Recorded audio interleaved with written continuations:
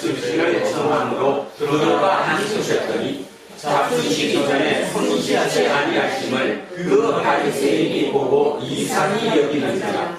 주께서 이르시되 너희 바리새인은 지금 잔과 대접의 끝은 깨끗이 하나 너희 속에는 탐욕과 악독이 가득하도다. 어리석은 자들아, 겉을 만드시기가 속도 만들지 아니하셨느냐. 그러나 그 안에 있는 것으로 구제하라. 그리하면 모든 것이 너희에게 깨끗하게 하라. 화 있을 진저 너희 바리새인이여, 너희가 박하와 음향과 모든 채소의 11조는 드리되 공의와 하나님께 대한 사랑은 버리는도다. 그러나 이것도 행하고 저것도 버리지 말아야 할지니라. 화 있을 진저 너희 바리새인이여, 너희가 회당의 높은 자와 시장에서 문안받는 것을 기뻐하는도다. 화 있을 진저 너희여, 너희는 평토장한 무덤 같아서 그 위를 받는 사람이 알지 못하느니라. 아멘. 자, 오늘은 예수의 길, 겉과 속이라는 제목으로 하나님의 말씀의 은혜를 나누고자 합니다. 참 기쁘고 감사합니다. 이렇게 너무 오랜만일 정도가 아니죠. 어쩌면 건 100년 만에 이렇게 예배가 멈췄다가 다시 이렇게 만나게 되었습니다. 우리는 당연한 것이 어느 날 갑자기 당연하지 않게 되면 그 당연함의 소중함을 알게 되지요.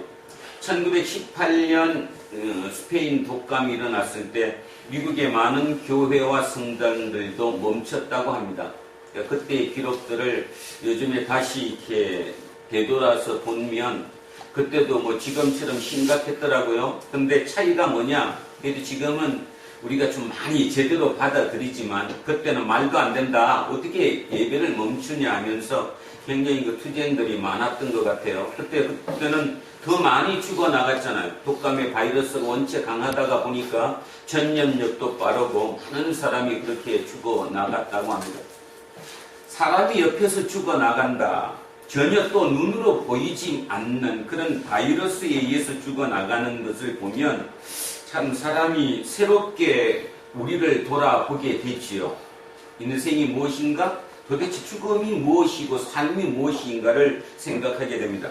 오늘도 예배 드리기에 앞서 며칠 전에 일어났던 이천의 화재 사고로 사망을 하고 또 병원에 중환자실에 있는 그 모든 분들과 그들의 유가족들에게 하나님의 위로와 격려가 함께 하기를 기도합니다.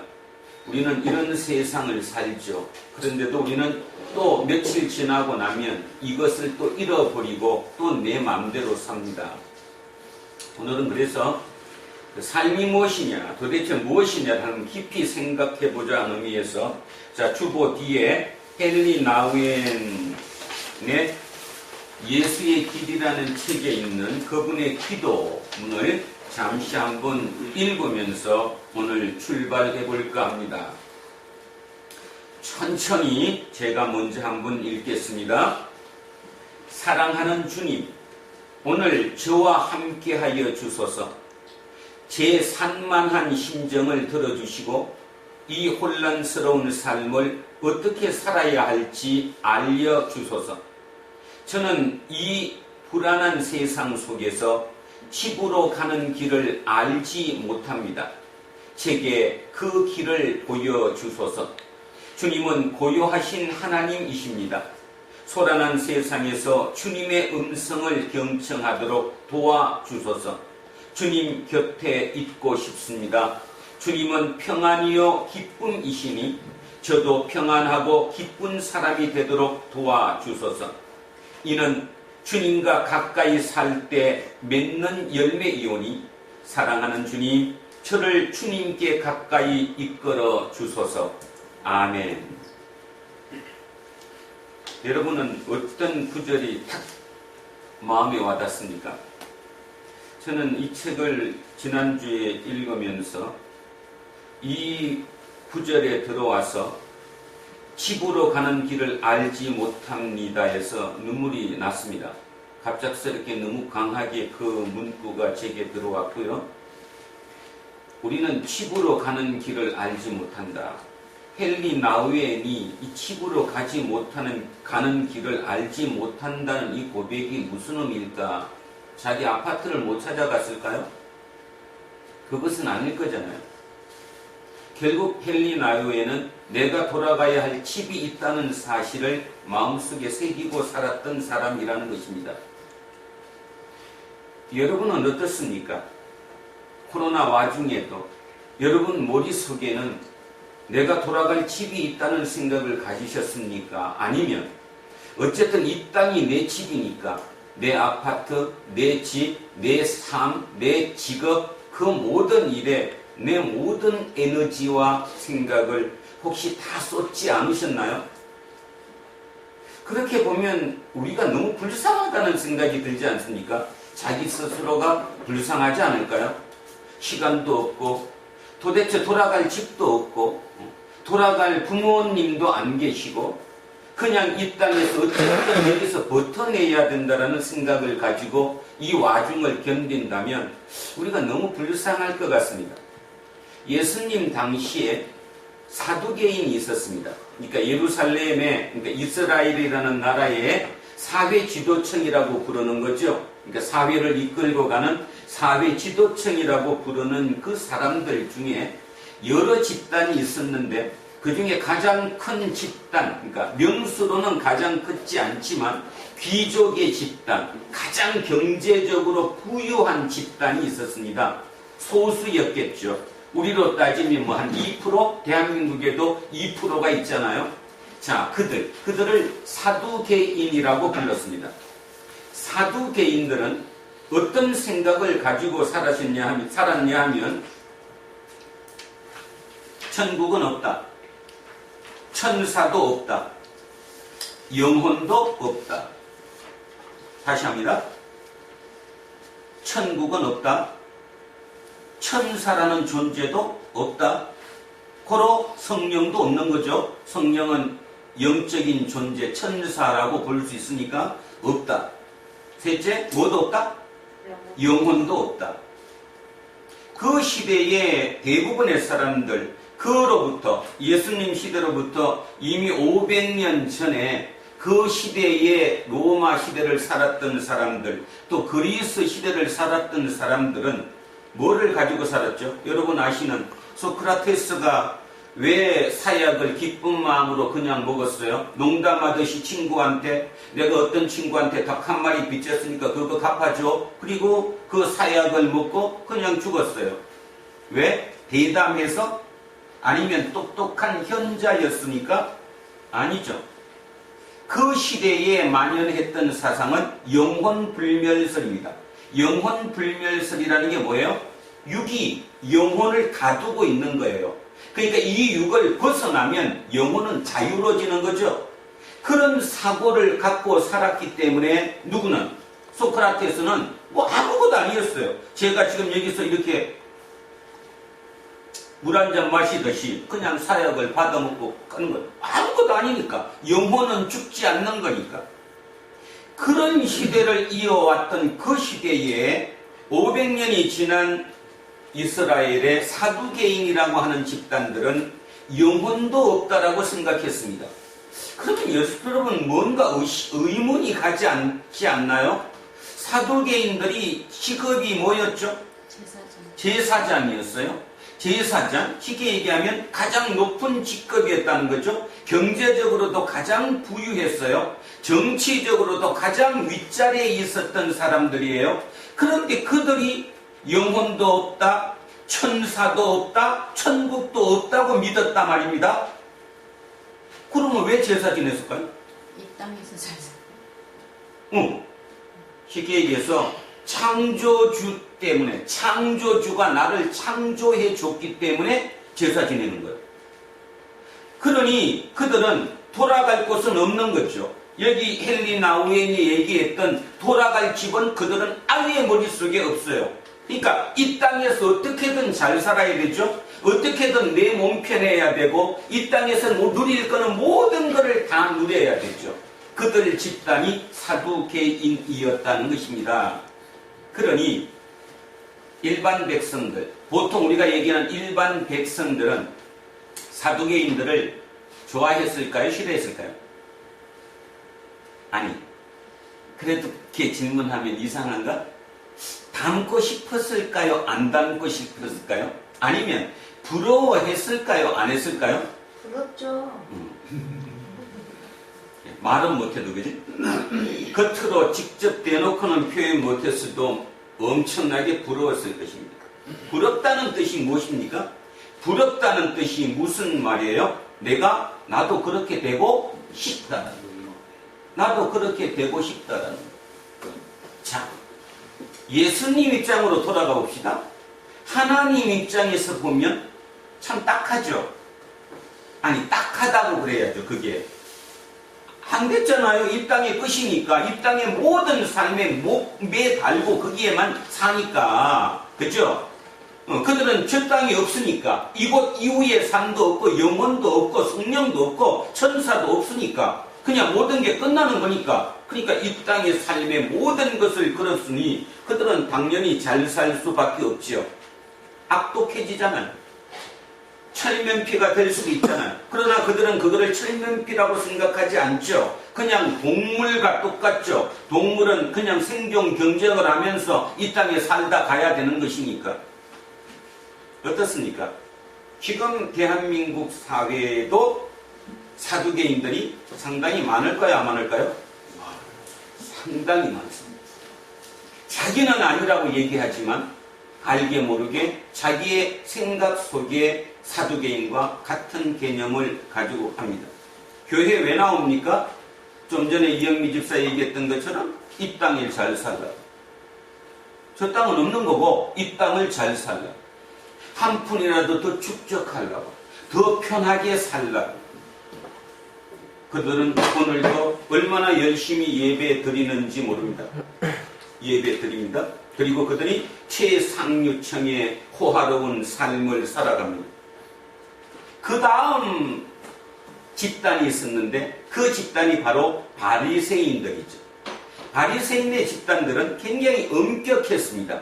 성경의 말씀대로 하나님의 말씀대로 살라고 애를 썼고요. 굉장히 건강했고요. 전략도 많이 했고요. 절제된 삶을 살았습니다. 그런데 만만하지 않죠.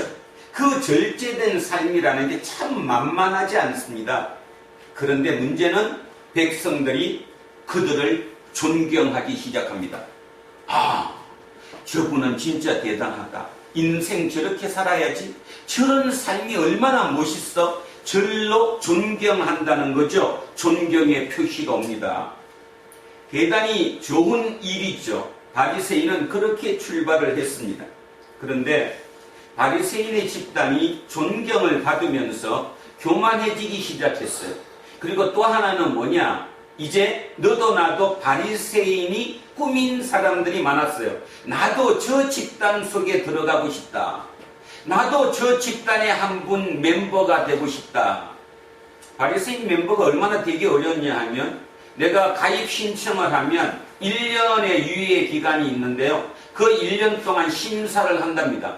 심사를 1년 동안. 그 심사에 가장 주된 게 뭔 심사였냐 하면 11조 심사였대요. 그러니까 11조 심사니까 뭐 큰 금액에 대해서는 당연히 11조고 아주 사소한 것까지 11조를 제대로 하느냐 안 하느냐. 그러니까 심사 기준의 가장 중요한 잣대가 11조였다는 거죠. 왜냐하면 자기 거를 버릴 수 있는가 없는가를 봐야 되니까. 그래야 절제가 가능한지 안 한지를 아니까. 그래서 1년여의 기간을 걸려서 거기에 통과하면 바리새인이 된 거예요.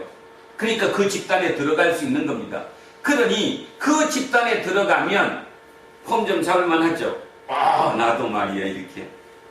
한국으로 따지면 누구겠습니까? 한국으로 따지면 70년대, 80년대 개발 세계가 되기 전에 그 전에 예수를 믿었던 분들이 저는 거기에 해당한다고 생각합니다. 그분들은 진짜 잘 믿었습니다. 제대로 믿으려고 애를 썼고요. 몰라서 못 믿었으면 모를까 알고서는 딴짓 안 하려고 했고요. 그때만 되더라도 제 어린 시절만 하더라도 70년대, 80년대까지만 하더라도 어느 교회에 다닌다는 그 얘기만 아니 거기다가 뒤에 집사라는 이 두 글자만 붙어도 믿지 않는 사람들도 그를 신용했습니다.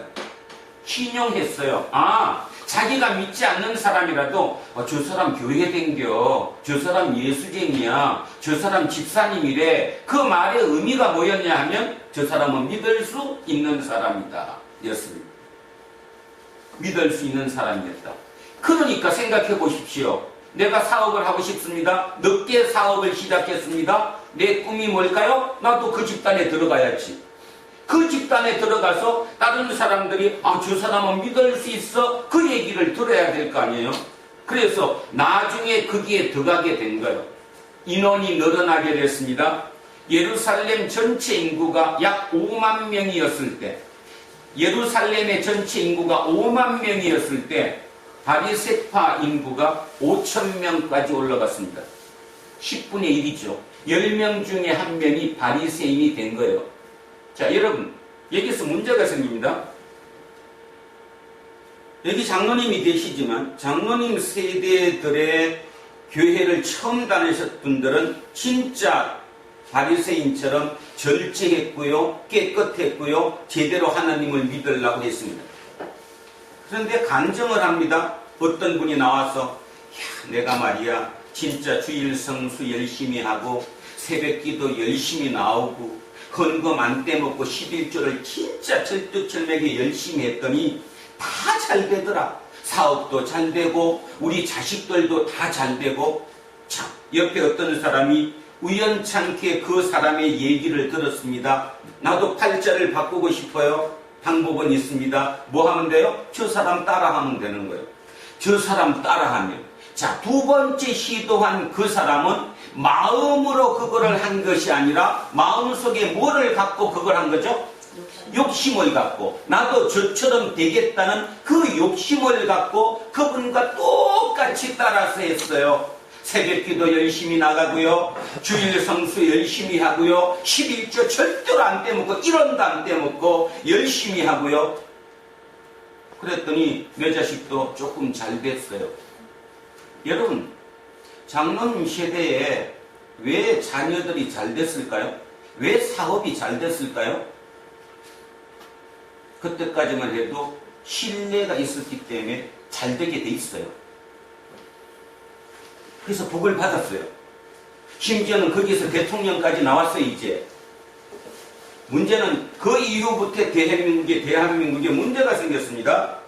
장로가 대통령이 되고 모든 기업의 수장이 되고 위로 올라갔습니다. 복을 너무 많이 받아가지고. 그러고 났더니 아까 얘기했던 거, 예루살렘 전체 인구의 5만 명 정도일 때 바리새파가 5천 명이 넘고 났더니 바리새파가 부패되기 시작했어요. 왜 부패됐습니까? 여러분, 오늘 설교 다 끝난 거나 마찬가지입니다. 왜 그렇습니까? 맨 처음에 했던 사람은 뭐와 뭐가 똑같았는데? 겉과 속이 똑같았는데, 맨 처음에 한 사람은 겉과 속이 똑같아서 똑같이 했는데, 두 번째, 세 번째 그 사람을 따라간 사람은 뭐는 똑같은데? 겉은 똑같이 따라갔는데 뭐가 없어요? 속이 땀만이 생긴 거잖아요. 속이.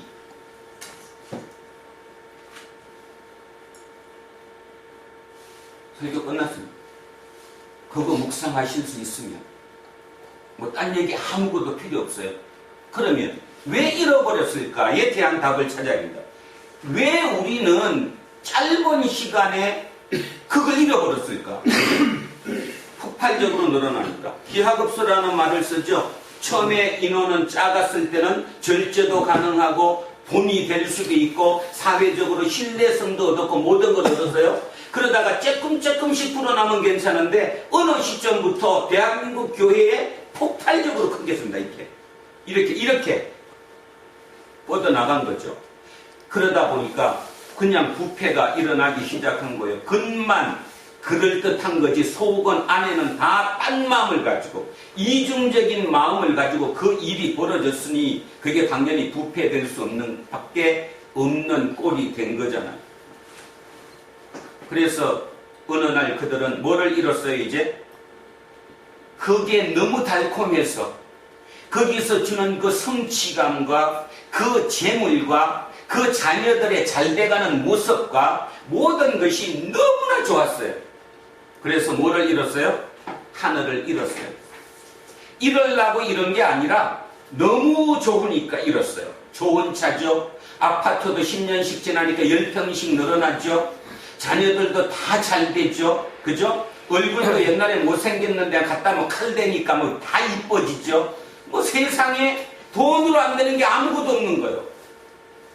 다시 그들은 뭐가 됐을까요? 사두개인이 됐습니다.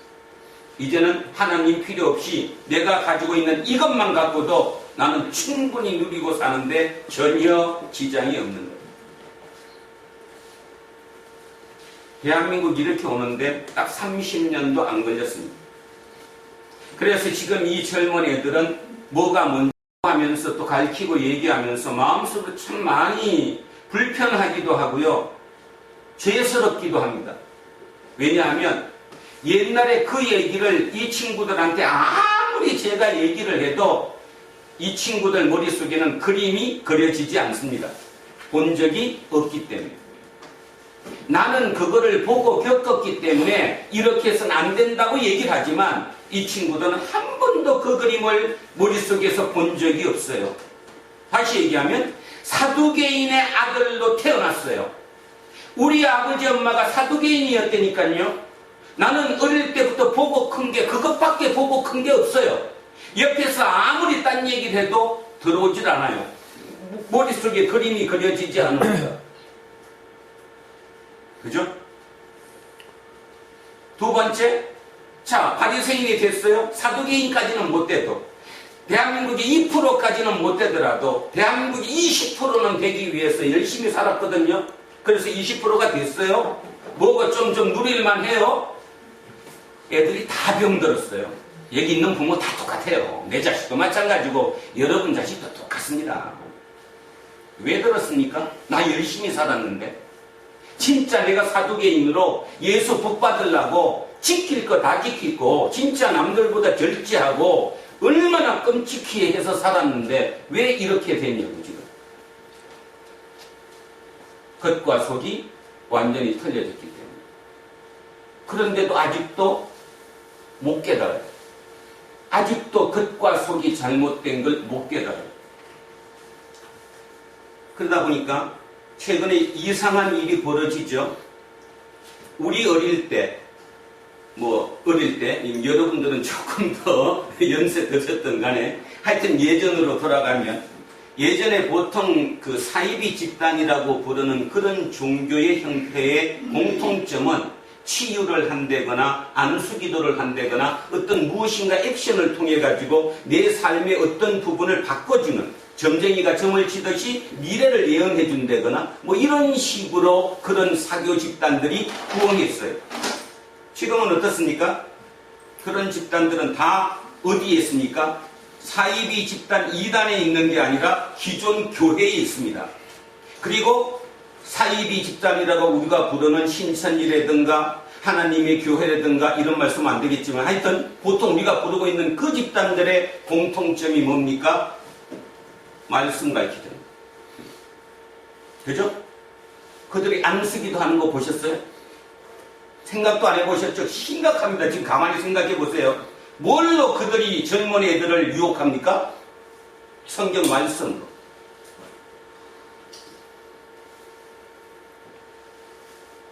액션으로 하지 않습니다.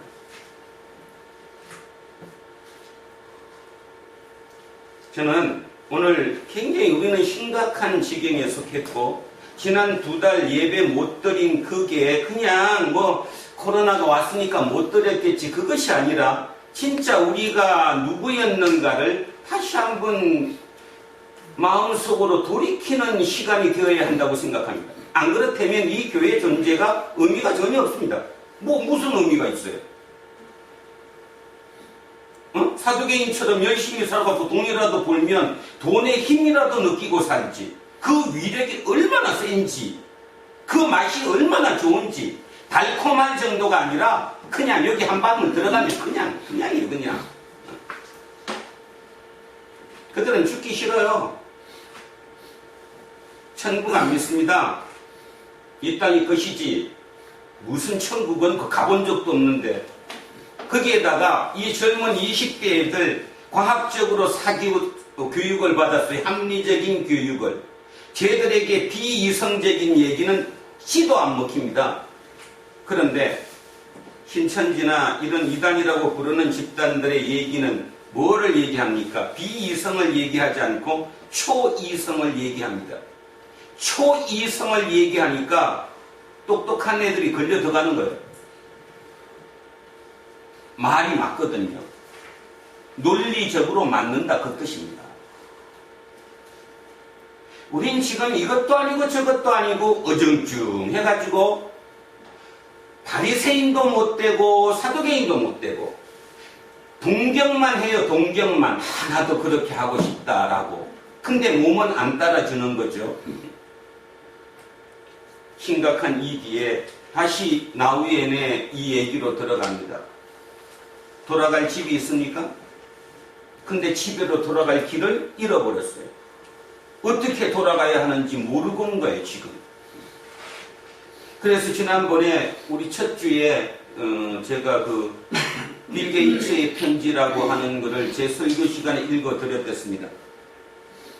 그게 가짜였다면서요.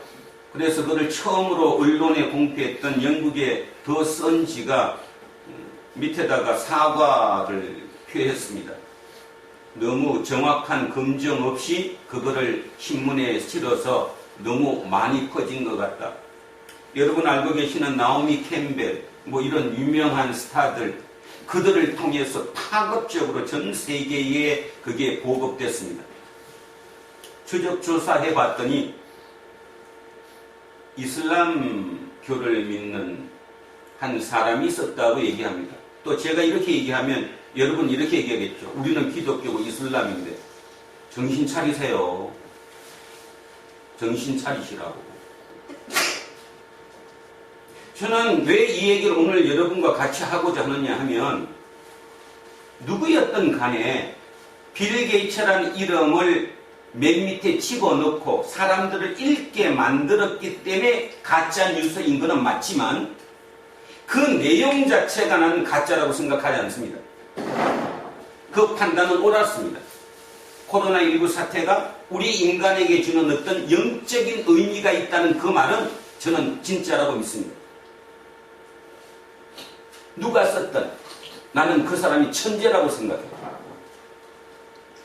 천재인 이유, 글을 잘 썼고 우리 인간을 돌켜보자.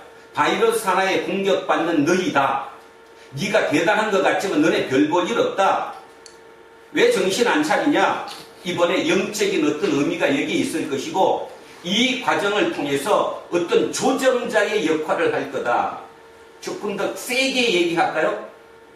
다른 동물의 세계나 식물의 세계는 천적이라는 게 있습니다.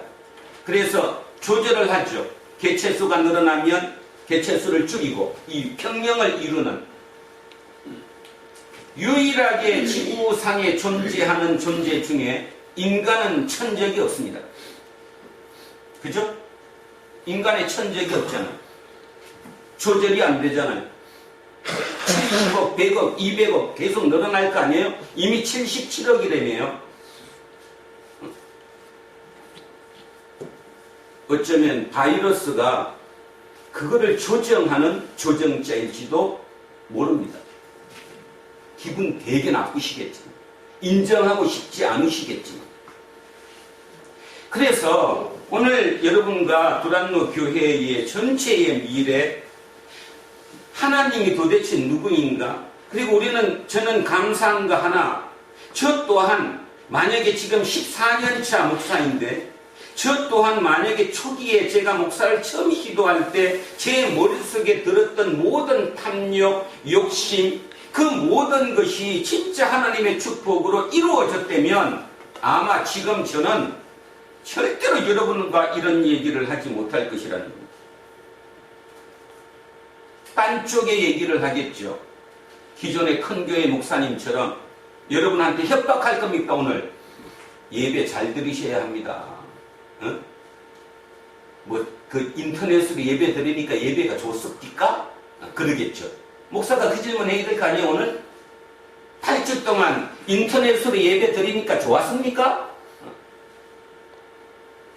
좋았어요? 흐름이라는 거예요.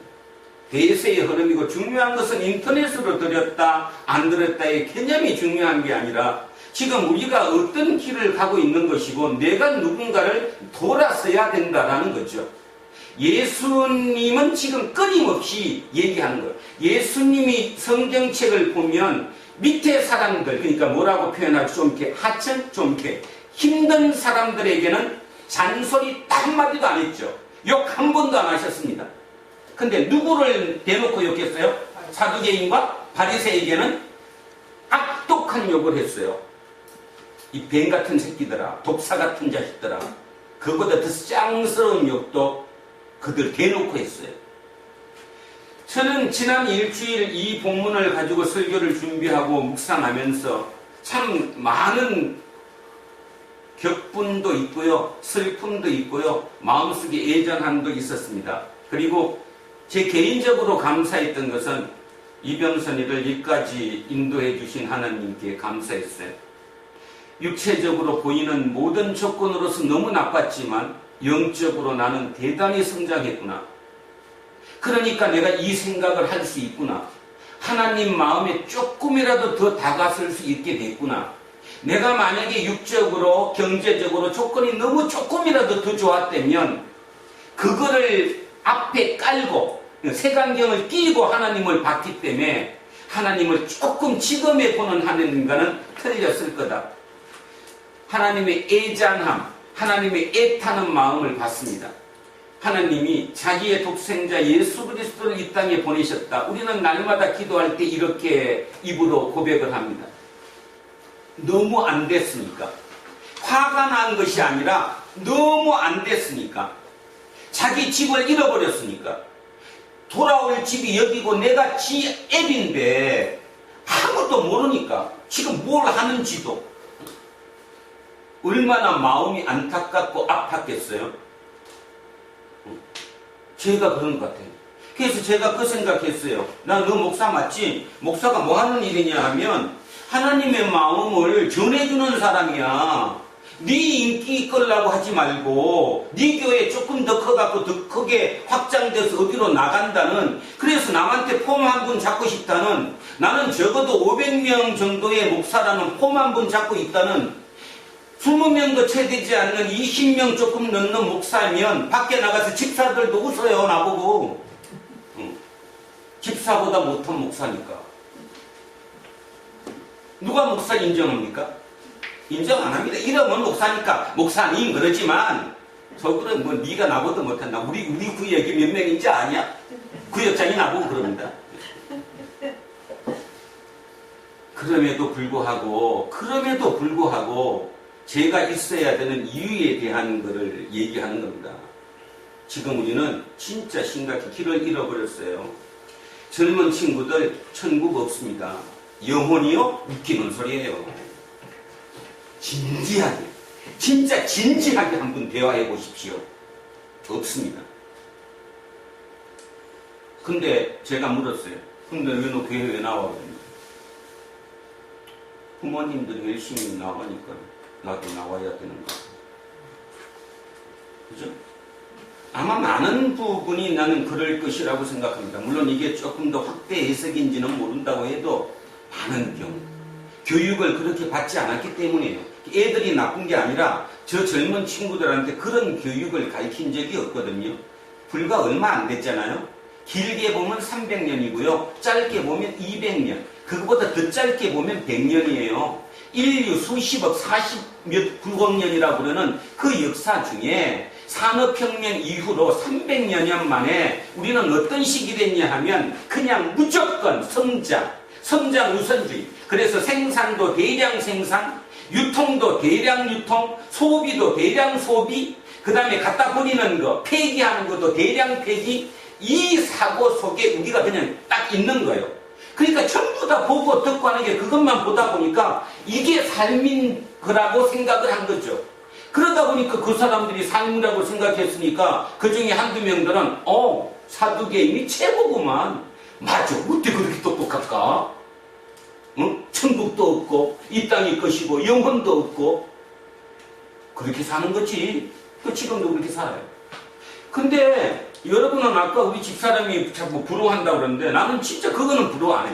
대신에 사두개인이 아니라 바리새인 중에 진짜인 사람들은 난 부러워합니다.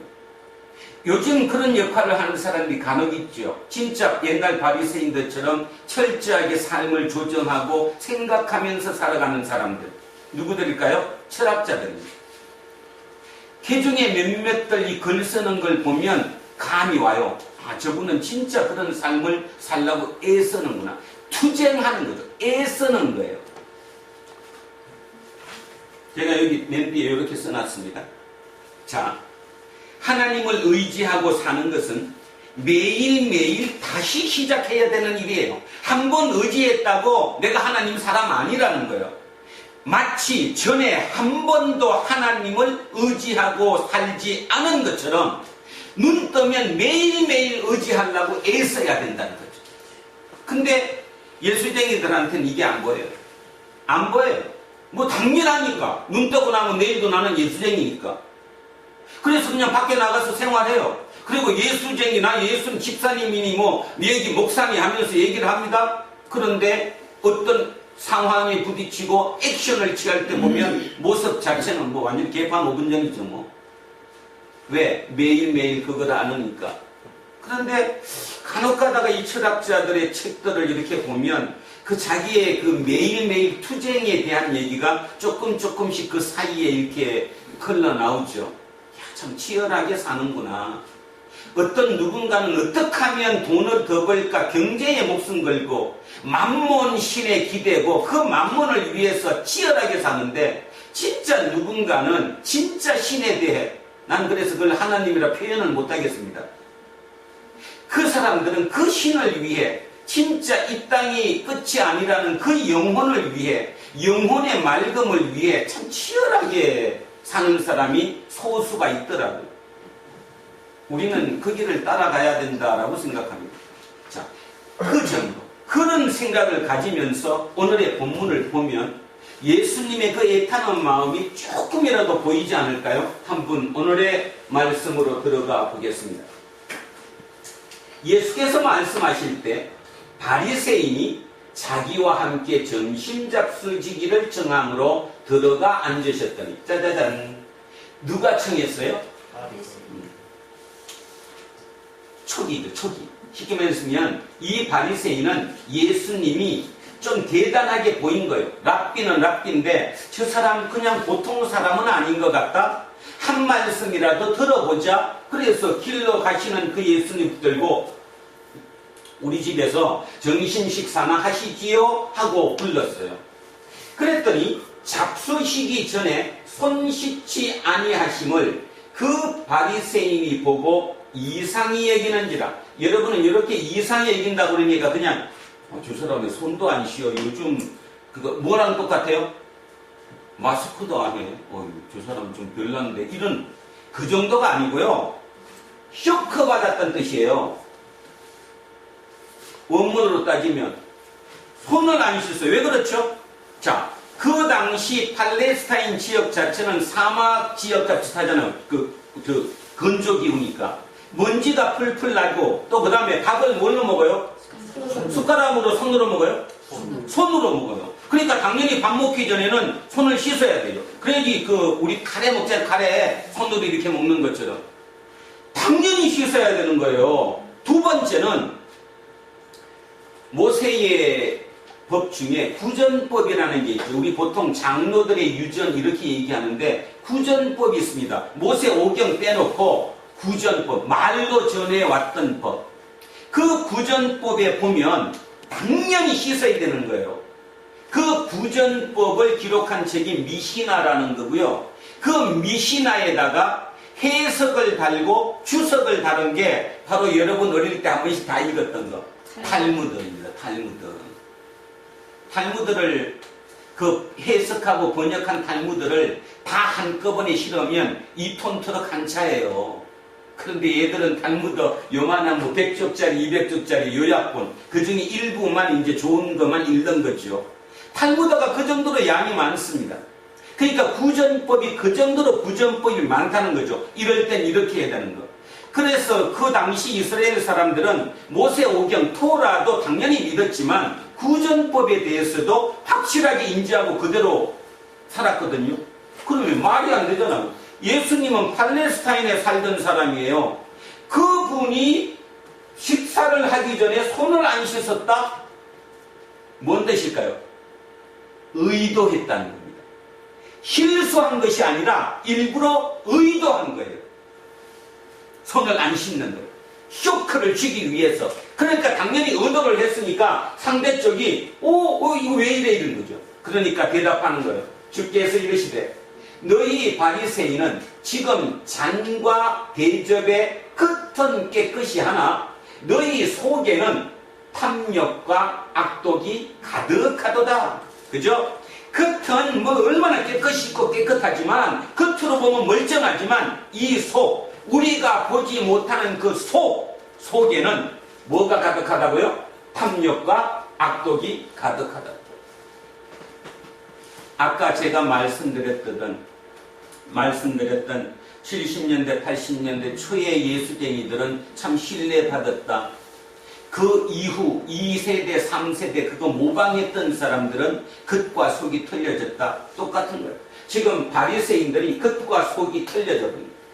그래서 속에는 탐욕과 악독이 가득해요. 겉에만 갖고 계속 이제 더 강조를 하는 거죠. 속에는 딴 마음을 품고 있으면서 예수님은 이를 공격하는 거예요. 자, 공격하는 이유가 뭘까요? 그럼 딱 답이 나왔잖아요. 하느님 입장에서 얘들을 그대로 놔두면 얘들이 사회 지도층이에요.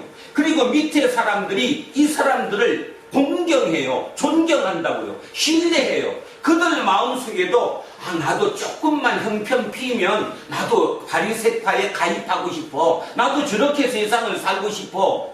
일종의 롤 모델이 되어 있는 거란 말입니다. 그러면 그 롤 모델이 되어 있는데 인간은 무엇밖에 못 보지만 겉밖에 못 보지만 하나님은 뭐가 보여요? 속이 보이죠. 영이시니까. 여러분 오늘 예배를 드릴 때 하나님이 여러분의 모습을 볼까요? 여러분 속을 볼까요? 우리는 하나님을 속으로 만나지 겉으로 못 만나는 거예요. 김정희 지금 하나님 만나고 있어? 마음속으로? 만나려고 한대잖아. 마음이 열렸잖아 하나님께. 우리는 그렇게 만나는 거예요. 겉으로 가만히 있는데 누가 와서 뭐 툭툭 치고 이렇게 그지? 그렇게 하나님을 우리는 만나는 게 아니에요. 말도 안 되는 거죠. 그래서 저기 어디야 광화문 광장에 그 전 땡땡 목사는 참 이런 목사 아니에요 그거. 뭐 하나님이 뭐 어떤다고요? 하나님의 인격이라는 걸 오해하면 안 된다는 거예요. 하나님의 인격이 똑같은 이런 둘이 만나는 이 당사자 같은 이런 인격의 개념이 아니라는 거예요. 그분과 내가 만나는 것은 겉으로는 못 만나고 속으로만 만날 수 있는 거예요. 영과 영으로만. 내 영과 하나님의 영으로만 만날 수 있는 거예요. 그런데 무슨 하나님을 그죠? 하나님을 우리의 인간 육체처럼 우리 옆에 있는 진짜 아버지처럼 진짜 삼촌처럼 이런 대상이 아니에요. 무식한 거지. 하나님은 그렇게 만나지 못한다는 거예요. 오늘 이 예배에서 우리가 하나님을 만난다고 하는 것은 내 영으로 만나는 거예요. 영과 영으로 하나님을 지금 만나고 있는 거예요. 이게 이 글씨가 하나님이 나한테 얘기한다고 지금 나는 믿는 거예요. 그래서 하나님이 나보고 저렇게 얘기하는 거구나. 그러니까 내 마음이 찔리는 거지. 그죠? 마음. 자, 그래서 주께서 이르시되 너희 바리새인은 지금 잔과 대접의 끝은 깨끗이 하지만 속에는 탐욕과 악독이 가득하다. 자, 어리석은 자들아 겉을 만드신 이가 속도 만들지 않았느냐? 맞는 말이죠. 겉을 만드신 사람이 속도 만든 거예요. 그러니까 그분은 영이기 때문에 내 속만 들여다보는 거예요. 그러니 우리가 얼마나 웃기겠어요? 우리는 내가 최고인 것 같은데 내가 얼마나 지일도 10분도 안 늦는다니까 한 주일도 딴짓 안 하고 우리 남편은 일요일마다 뭐 골프장 가는데 나는 골프장도 안 가. 그러고 오는데 하나님은 그 마음속을 보는 거예요. 그 마음속에 뭐가 있어요? 저 남자 빨리 안 죽나? 뭐 황혼 이혼도 할 필요 없이 그냥 빨리 그냥 심장병이 걸리던 거 하던데 빨리 죽어버리면 나는 얼마나 우리 새끼들하고 이 가진 돈 갖고 잘 살고 잘 먹고 사는데 혹시 그런 마음을 가지고 있다면 하나님이 그걸 보면서 웃으실까요? 마음이 찢어질까? 그런 분이 없어서 몰라요.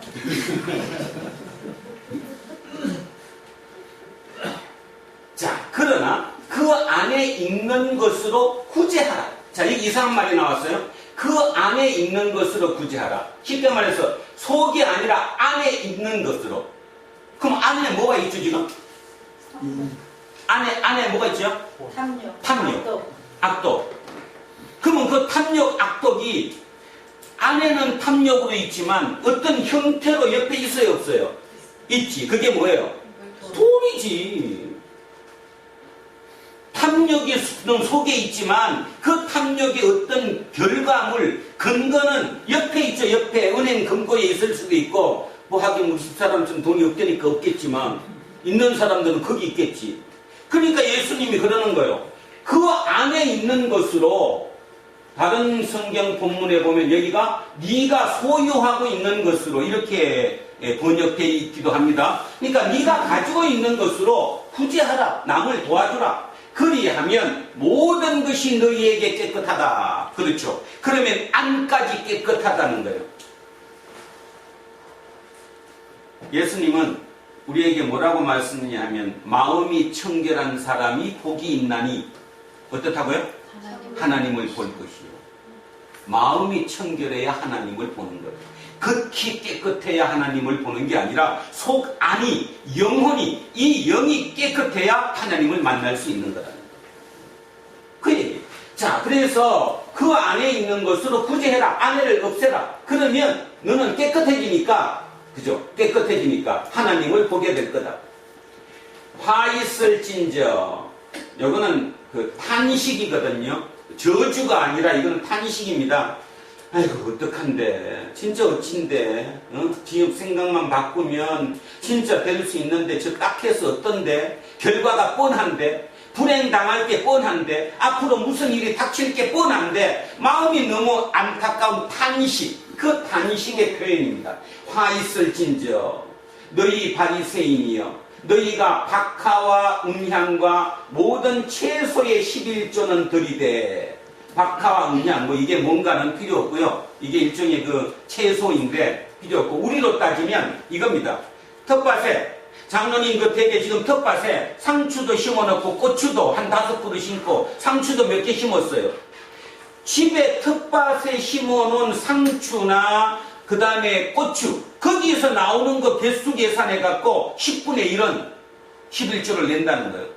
그 정도까지 엄격하게 11조를 드리는데 겉으로는 자, 그 안에 뭐가 없다는 겁니까? 공의와 하나님께 대한 사랑은 버리는도다. 이게 없다는 거예요. 형식이 됐다는 거죠. 하나님의 공의. 하나님은 하나님의 나라의 의를 우리가 정해야 되는데 그 공의, 의가 없고 하나님의 사랑이 없다. 그러나 이것도 행하고 저것도 버리지 말아야 한다. 쉽게 얘기하면 구제도 해야 되고 11조도 당연히 해야 되고 그 마음속에 공의와 하나님에 대한 사랑, 그 사랑도 우리는 같이 가지고 있어야 된다. 근데 속에 있는 건 안 보이니까 안 보이는 거는 숨겨놓고 겉에 보이는 것만 잘하는 거는 안 된다. 이 얘기를 하시죠. 자, 43. 화 있을진저 너희 바리새인이여 너희가 회당의 높은 자리와 시장에서 문안받는 것을 기뻐하는 거다. 회당의 높은 자리.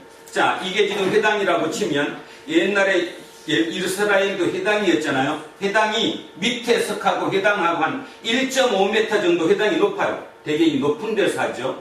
왜 높은 데서 하느냐 하면 높은 데 올라가서 말을 이렇게 내려해야 이렇게 말이 들린다고 하는 거예요. 그러니까 저 교회 잘 지은 곳에 이 도가 높은 이유 알죠?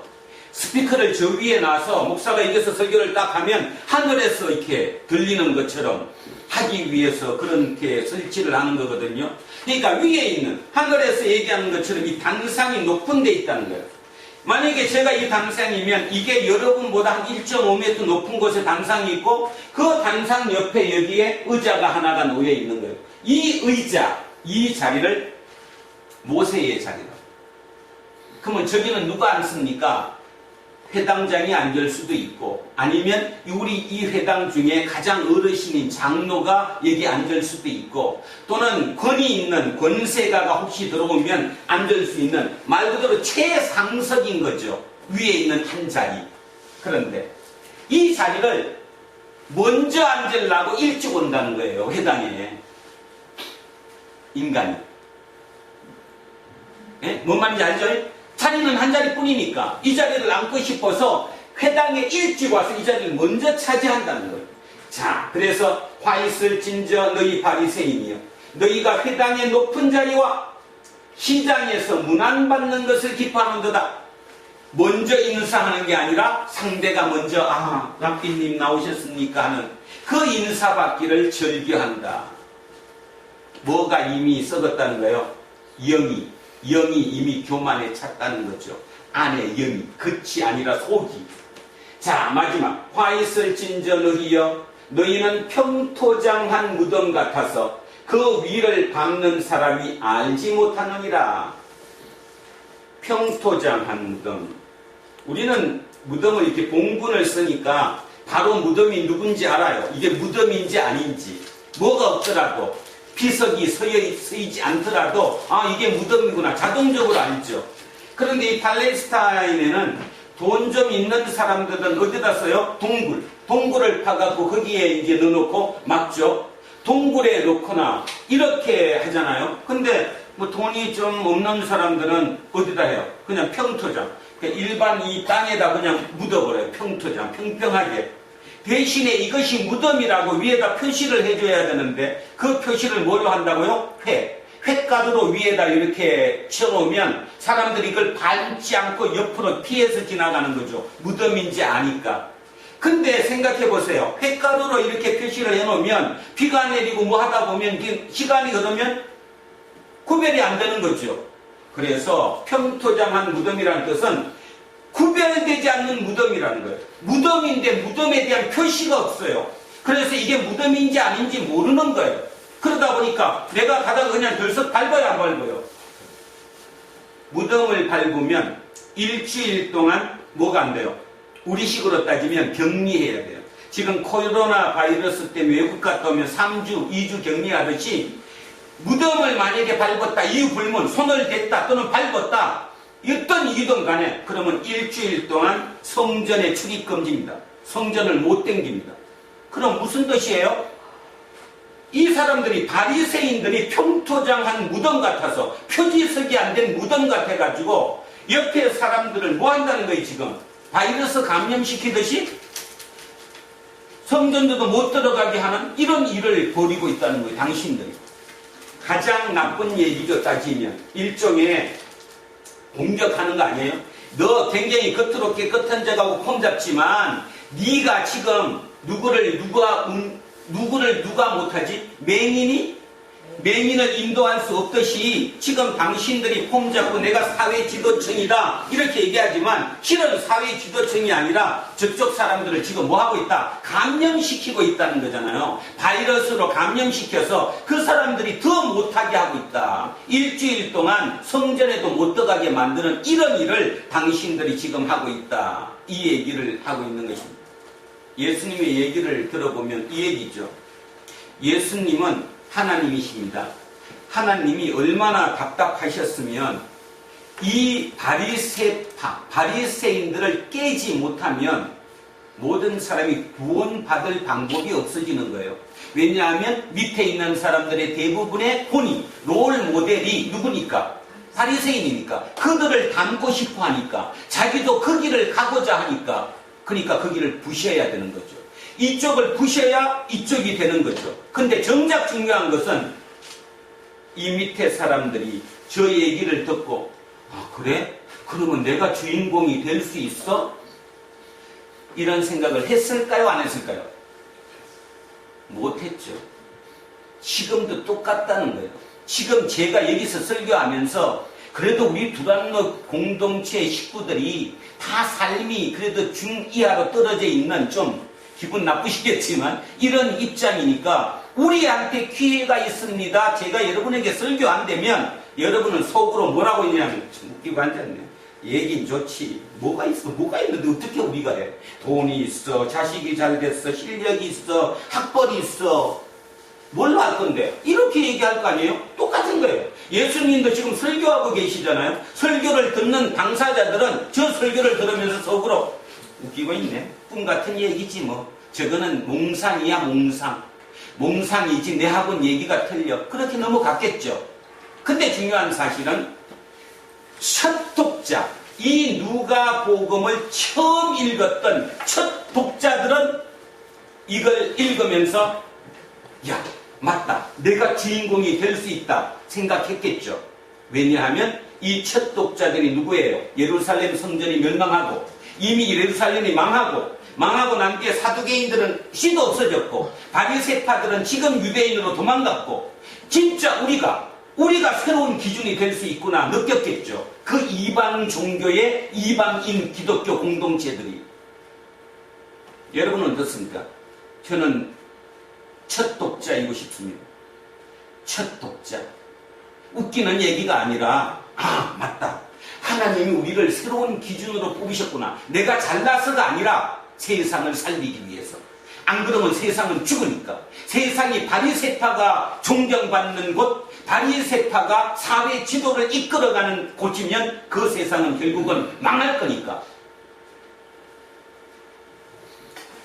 그 중심에 이 설교를 새겨서 듣고 마음속의 영과 하나님의 영이 만나는, 그래서 성령으로 충만한, 진정으로 성령으로 충만해서 내가 누구인지를 아는, 그리고 내가 돌아갈 집이 있는 사람이라는 걸 아는, 내 아버지가 내 어머니가 누구인지 아는, 그래서 그 어머니 아버지가 그 답답한 마음으로 나에게 지금 어쩌면 하소연하는지도 모른다는 그 생각으로 오늘 이 얘기를 들었는 저와 여러분 모두가 되시기를 주의 이름으로 축원드립니다.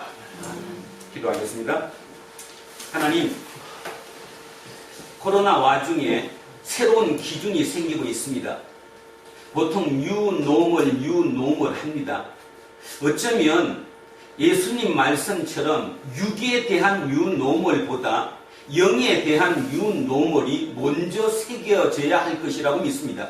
왜냐하면 결국 영에서 생각이 우리의 모든 육을 장악하고 이끌어가고 있기 때문이겠지요.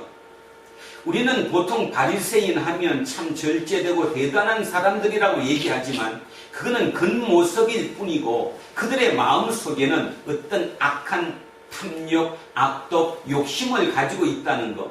하나님은 영이시기 때문에 겉을 보는 것이 아니라 그 속에 있는 영을 보시는 거죠. 그 답답한 마음으로 예수를 이 땅에 보내셨고 이 땅에서 그들에게 희생시키셨습니다. 그러나 하나님께서는 또 그 돌아가신 예수 그리스도를 3일 만에 부활시키셨고 우리에게 얘기하고 있습니다. 이제는 너가 예수의 길을 가라.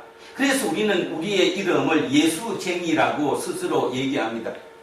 정의를 다시 한번 하면 예수쟁이는 예수를 따라 사는 것입니다. 2000년 전에 팔레스타인 땅에 오셔서 3년간의 공생애를 하고 이 땅을 가셨던 그 예수 그리스도가 부활하셔서 지금 우리 속에 들어와 있다는 것입니다. 시간과 공간의 개념을 이미 떠나 우리 속에 들어와 계신 예수님, 그 성령님께서 오늘도 우리에게 얘기하는 거죠. 내 길을 따라 살아달라. 그 얘기, 그 답답한 마음, 그 애타는 마음을 이 코로나 사태를 통해서 다시 한번 새기고 생각할 수 있는 우리 도란노 공동체 모든 식구들 되게 하시고 하나님께서 특별히 우리 공동체 모든 식구들 한 사람 한 사람에게 하나님의 소망을 심어주고 계시다는 사실을 잊지 않는, 우리의 육의 능력으로는 도저히 불가능하지만 내 속에 있는 성령의 능력으로는 나도 그 기준이 될 수 있다는 사실을 인식하고 새롭게 거듭나는 우리 공동체 모든 식구들 되게 하옵소서. 감사드리며 거룩하신 우리 주 예수 그리스도 이름으로 기도합니다. 아멘.